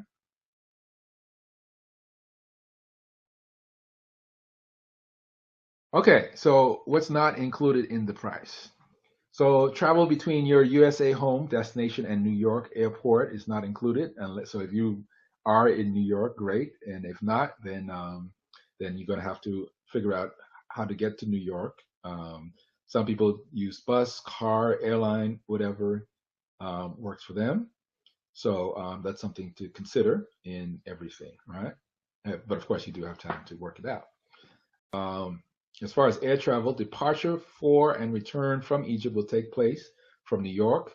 Costs associated with arrival to New York are not included in the cost for the pilgrimage, which is said already. Based on past experience with late flights, heavy traffic, traffic jams, weather issues, we strongly recommend that you plan to arrive JFK Airport at least 6 hours before the Egypt Air flight to Cairo, which leaves at 6 p.m. on June 14th, 2019. And for my own personal story, was with my last trip there, I arrived in the night before in New Jersey, and I was about an hour and a half away from JFK, and just barely, after getting up, 8 hours before, and leaving, and we got, stuck in traffic, and we got lost, and just a lot of things happened. And so, yes, I would definitely say, make sure that you give yourself lots of padding and time. You don't want to miss. You don't want to miss the flight. You definitely don't. Yep. So as far as your airfare from um, to and from New York, do not book that airfare until you receive notice to do so from us. Once we get the required number of attendees, we will provide you with this information. Right. So no need to book that. I would say right now, in any event. Right. We got almost 10, 11 months to go. Okay, also not included in our price is the visas, right? So the Egyptian visa that you will need will be done as we arrive in Egypt. That's $25 cash that would be paid in the Cairo airport, right? So at hotels, bottled water, beverages are not included, except at sometimes there are some complimentary, bottles offered by the travel company. So I would say just plan to purchase more though, because it is the desert, as Sebajar has said. All right.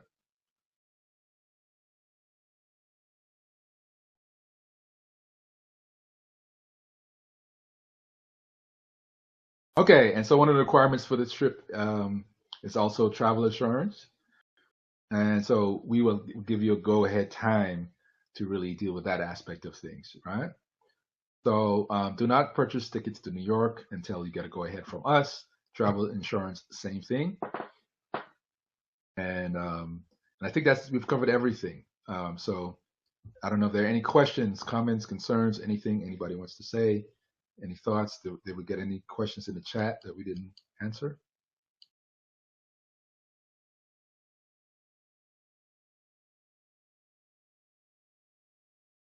Okay, so Akina from here in Atlanta, Mama Akina, how are you?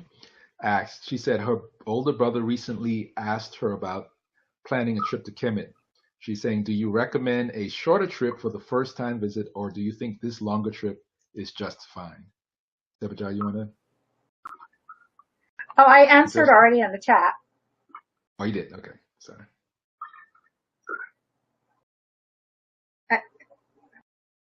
Yes, you could answer. Akua Okay. would answer, but yes. I personally think because this is a more extended trip. I think it's actually better. The shorter trips move a little faster, uh, and they they leave you wanting for more. So this trip is a little bit longer because several things. Because I think I'm also considering myself if I'm going to be doing the tour guiding. I want to make it at a pace that I can go for the 14 days also. So Right. that was one thing I wanted to do. Also, really for you all also to kind of be able to have a good experience, to have some downtime, but also, some intensive times. And so it's a little bit relaxing in the way the schedule is. We are always doing things, and we're moving a lot, but I think it's for a person going there for the first time. What I appreciated, like the trips we've gone, the times we've been able to be on our own, at our own pace with things. Those are the trips that were the most rewarding to me. So this trip is going to allow that. Even if, for example, your brother maybe doesn't want to. Some people they previously we've spent like 6 days at the temple, and for some people that may be too long. If they're not into that, it's hot. It's just many different factors. But you have the hotel there, and so you can go and relax at the hotel. So, I mean, throughout the whole trip, it's always at your pace. You can join the worships, or you can relax and take it easy at your own pace. So I think even for a first timer, you get to see a lot, uh, the major sites. Quinta had asked about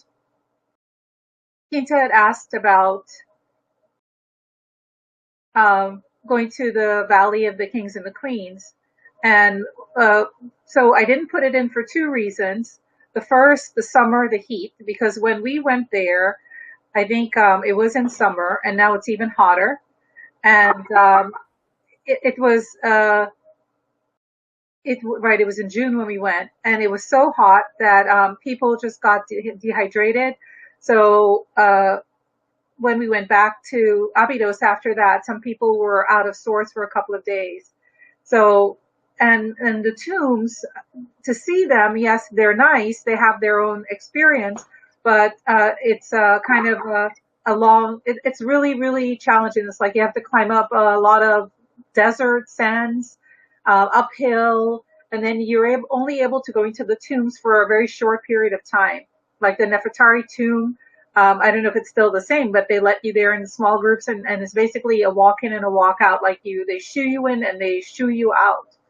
Um, so I for all of that, they have their special features. So like if there's specific tombs you'd want to go see, we could definitely consider a special excursion. We do have time, like instead of going shopping or something, we can go do that. But I'm not sure the whole group would go, and it would be like an extra fee, an extra price. We need to get an extra security guard because the group would be splitting, things like that. So I think I didn't put it in, and then it would be an extra fee because already the trip is, as you know, Sarah, I keep saying the trip is like really priced to the max, with all the features that we have and all the things we're doing. Actually, probably it should even cost a little bit more, but we are trying to keep it, as low as possible. Because not only of other trips will do all the major sites, but this one it has a special feature of being of the temple of Abydos.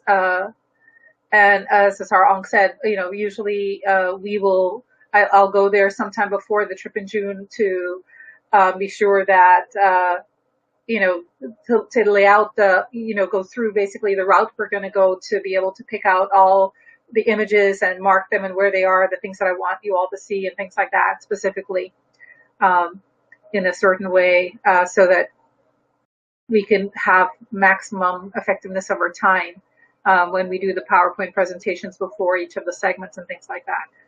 So we possibly can arrange for a special visit to the Valley of the Kings and the Queens for those who may want to go there. Do I feel that you need it to enhance your trip? Of course, everything you see is wonderful, and if there's specifically tombs you want to see things in, you can.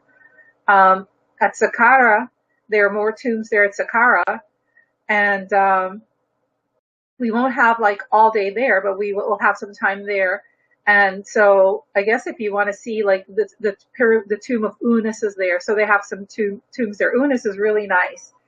And I would more suggest if you want to see some of the tombs that we can perhaps see it at Saqqara. That would be an extra price for that ticket, but it would be very nominal for a ticket to go to the tomb, I think. So that's what I would say about that. And then Mimi asked a question, but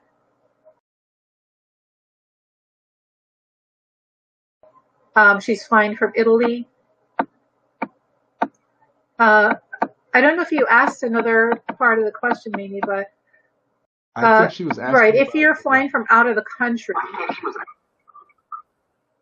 Pardon me? I think she was asking about the round okay. Trip. There's a price. She's coming in from Italy. That's what she's asking.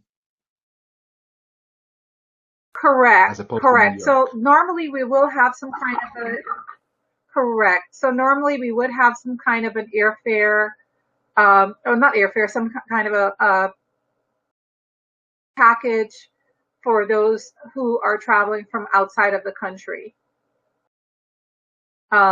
Those who are located outside of the country. If you're traveling from the USA, yes, you have to go through the same package. That's the only option. But if you're traveling from outside of the country, then correct, we could work out a package without the airfare for you. And you would book your own flights, and we would tell you when you have to be in Cairo for. So we would tell you have to be in Cairo on this day, this time, and then the guy just generally doesn't charge an extra fee to make an extra trip to the airport to pick you up. They may or may not. Sometimes they do, sometimes they don't. But, you'd be expected to give a tip for that extra service to whoever picks you up and takes you back to the airport. They might charge an extra fee for that, for the taking you back to the airport. But correct. So if you wanted to do it, when you want to do it, when you're able to do it, just let us know. And it's possible I might try to put something up on the website before that, but just let us know, and we will let you know. Or if you want to know the price, so you can know if you can do it, probably email us directly at Kemet Mystic Tours, and then I can research that and respond to you.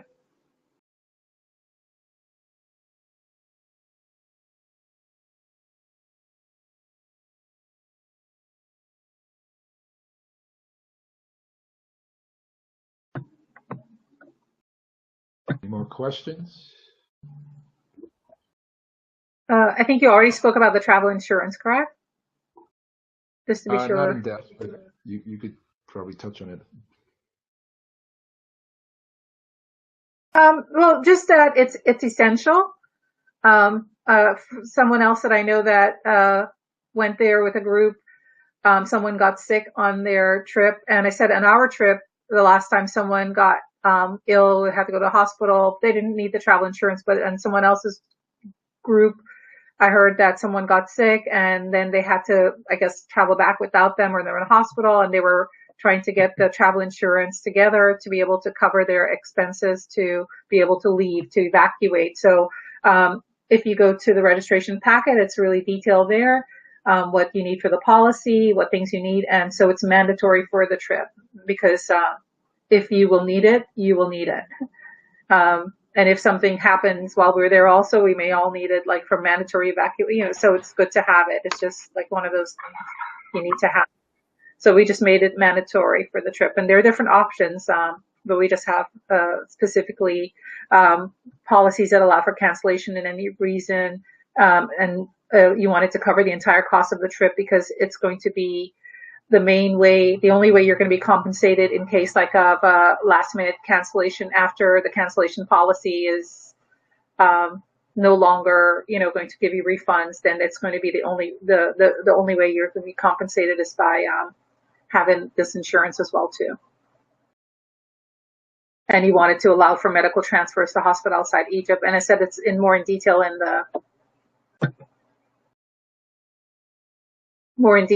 the registration packet.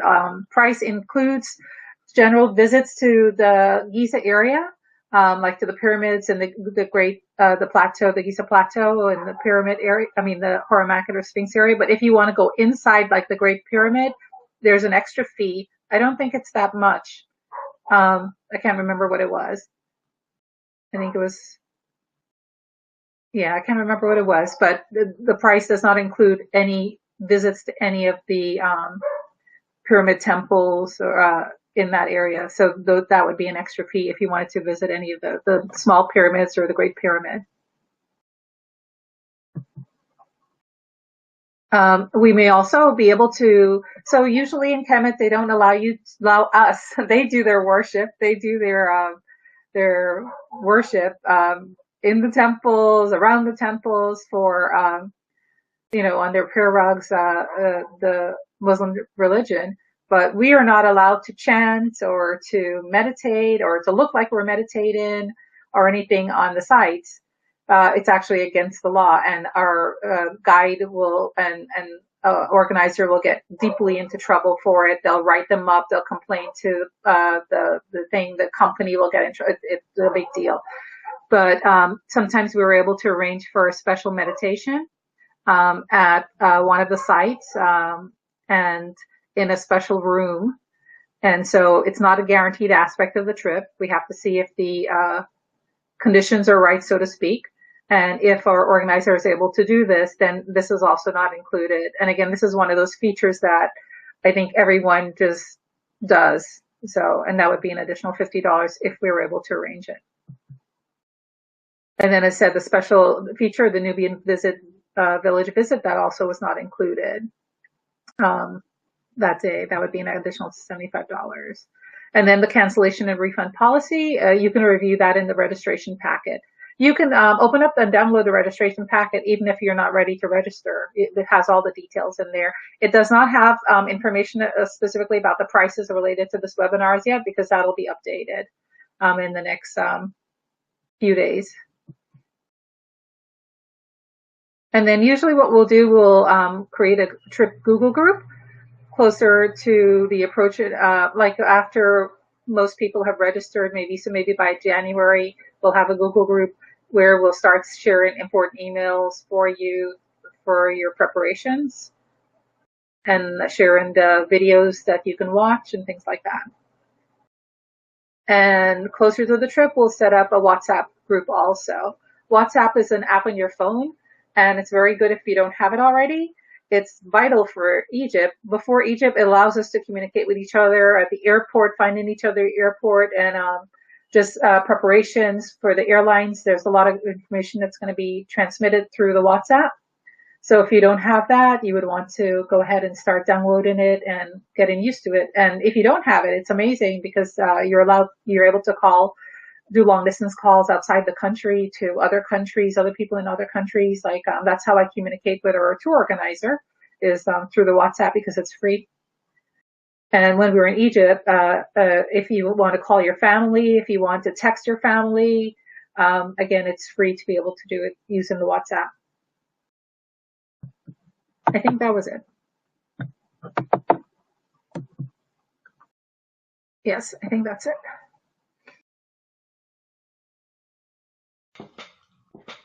Wonderful.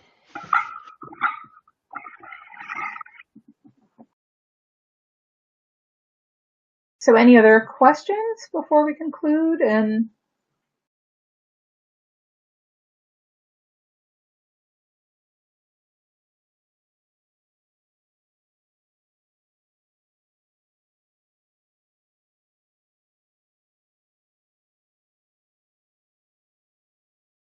I can appreciate the price and the fees and all that. We always try to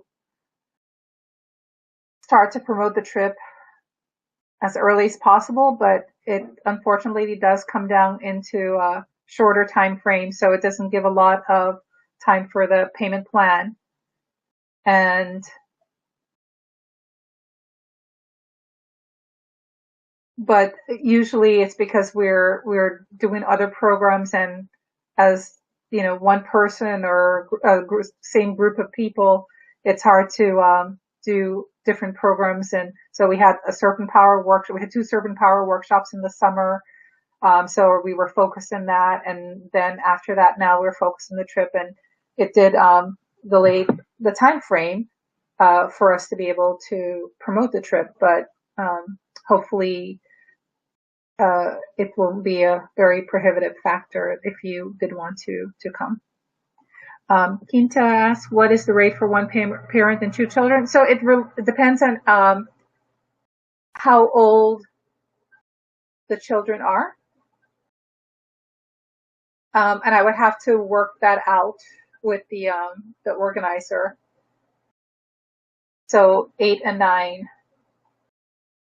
Right. So it might be that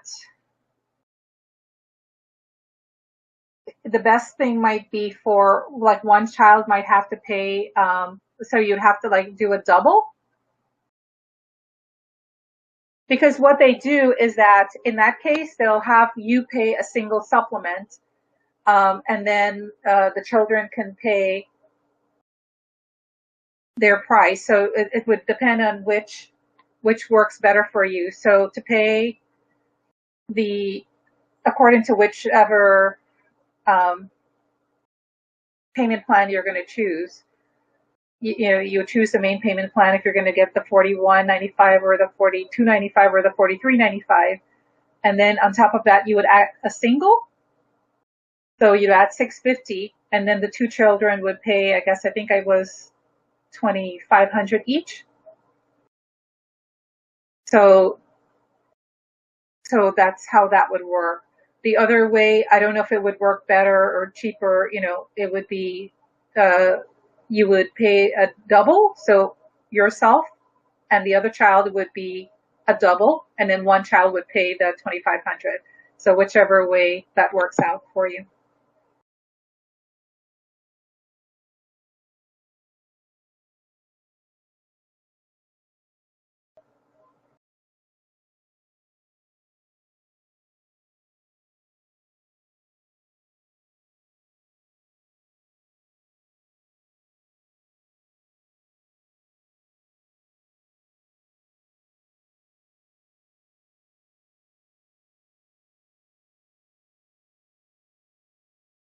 Any other questions?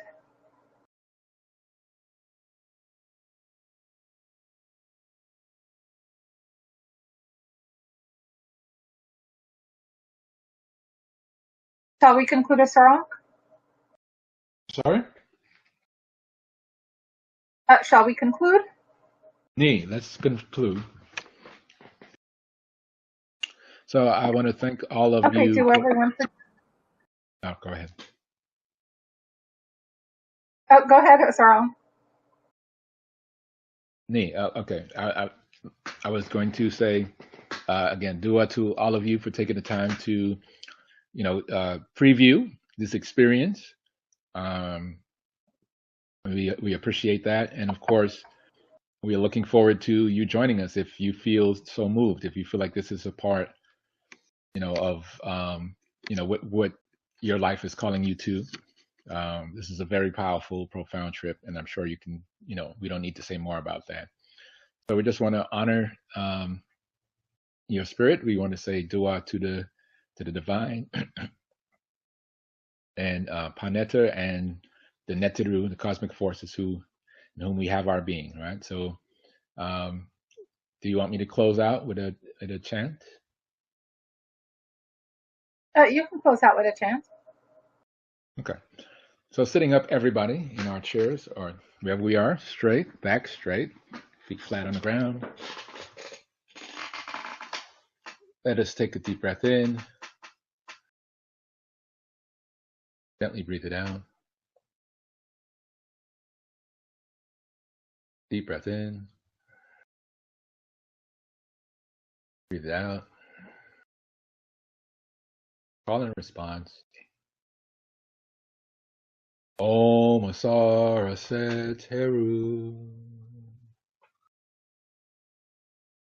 Om Asara Seteru. Om Asara Seteru. Om Asara Seteru. Om Asara Seteru. Om Asara Seteru. Om Asara Seteru. Om Asara Seteru. Yep. Attack Dua. Yep. Peace and blessings. Dua to all.